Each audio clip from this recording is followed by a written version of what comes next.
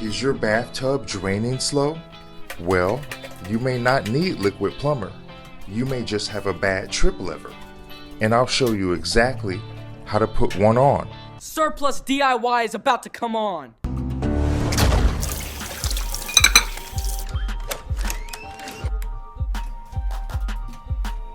On this channel, you will see a lot of how-to projects, mainly showing simple ways to save time, save money, and make the job easier. Today, I'm fixing a slow draining bathtub, but I'm not starting with drain cleaner because I already did that twice and it still was draining slow.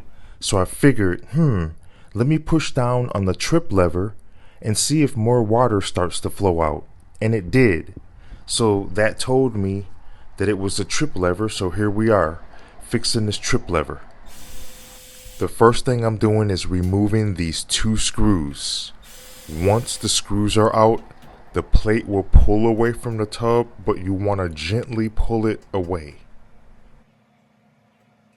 Right away, this pin is what holds the plate to the rod. So when you remove the overflow plate, you do not want to yank it out. You don't want it dropping back inside of the tub. You see how I'm holding that right there? Because once you remove the cotter pin, don't let go of the connecting rod because you don't want it falling back inside of the tub. This rod is what helps to open and close the drain when you move the lever. Next, you're going to grab a pair of needle nose pliers and then you're going to straighten and then just remove that cotter pin. You're just going to pull it straight out. Now, after you've done that, you're just going to attach the new plate